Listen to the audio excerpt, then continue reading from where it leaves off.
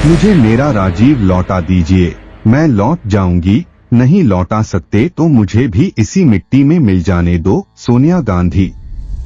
ऐसा कहने वाली श्रीमती सोनिया गांधी के कार्यकलापों पर नजर डालें तो समझ में आ जाता है कि वो वास्तव में किस मिशन पर जुटी रही हैं। राजीव गांधी की हत्या तक सोनिया की पकड़ सिस्टम पर उतनी मजबूत नहीं थी। उसके बाद पीवी नरसिंह राव आ गए, जो सोनिया गांधी को नजरअंदाज करके अपना काम करते रहे।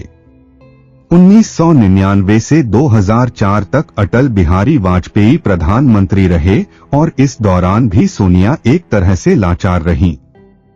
लेकिन 2004 में दिल्ली की सत्ता हाथ आते ही सोनिया ने वो मिशन शुरू कर दिया जिसके इंतजार में वो तब से थीं, जब से भारत आईं।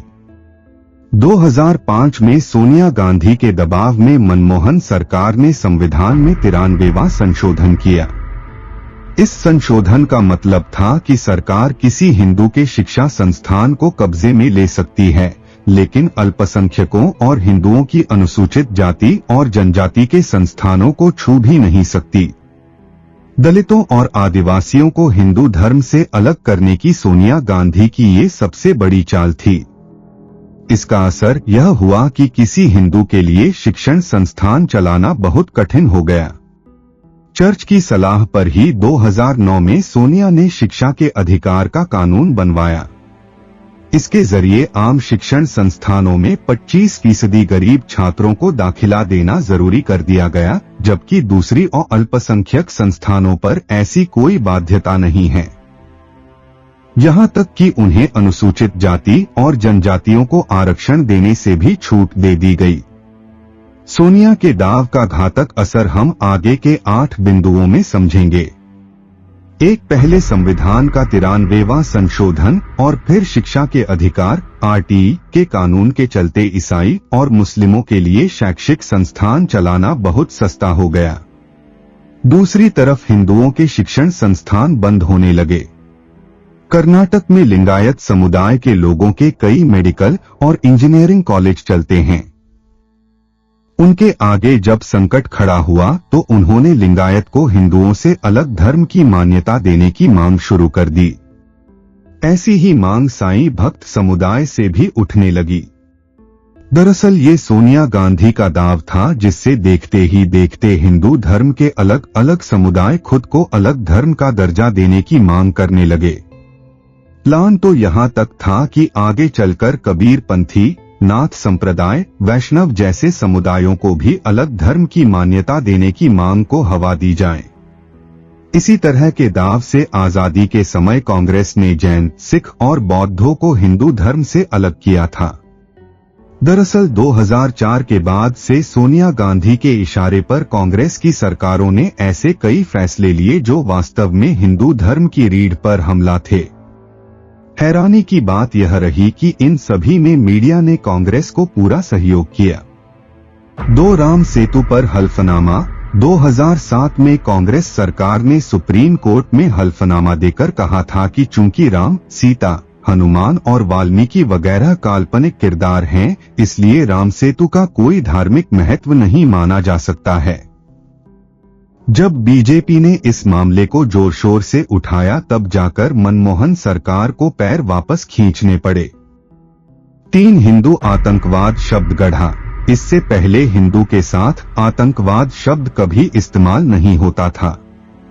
मालेगांव और समझौता ट्रेन धमाकों के बाद कांग्रेस सरकारों ने बहुत गहरी साजिश के तहत हिंदू संगठनों को इस धमाके में लपेटा और यह जताया कि देश में हिंदू आतंकवाद का खतरा मंडरा रहा है, जबकि ऐसा कुछ था ही नहीं। कोर्ट में कांग्रेस की इन साजिशों की धज्जियां उड़ चुकी हैं। 4, सेना में फूट डालने की कोशिश। सोनिया गांधी के वक्त में भारतीय सेना को जाति और धर्म में बांटने की बड़ी कोशिश हुई थी।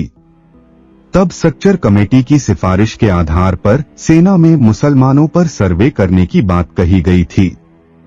बीजेपी के विरोध के बाद मामला दब गया, लेकिन इसे देश की सेनाओं को तोड़ने की गंभीर कोशिश के तौर पर आज भी देखा जाता है।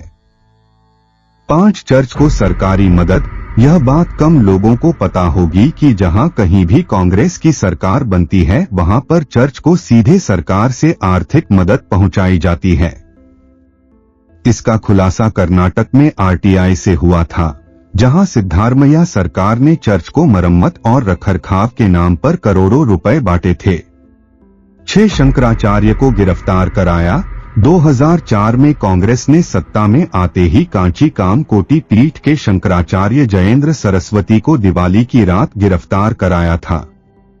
तब इसे तमिलनाडु की तत्कालीन जयललिता सरकार का काम माना गया था, लेकिन बाद में पूर्व राष्ट्रपति प्रणब मुखर्जी ने अपनी किताब में इस घटना का जिक्र किया, जिससे यह पता चला कि वास्तव में ये खेल केंद्र सरकार की तरफ से रचा गया था।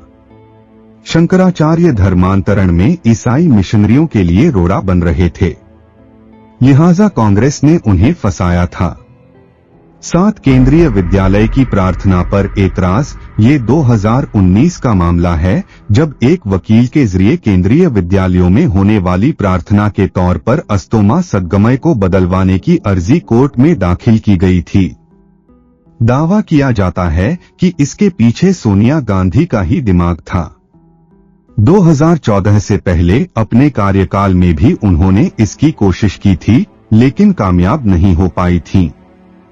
8 दूरदर्शन का लोगो। दूरदर्शन के लोगों में से सत्यम शिवम सुंदरम को हटाया मनमोहन सरकार ने किसके इशारों पर, ये भी सभी जानते हैं। अगर आपको हमारा पॉडकास्ट पसंद आ रहा है तो चैनल को लाइक, सब्सक्राइब, शेयर व फॉलो करें। धन्यवाद।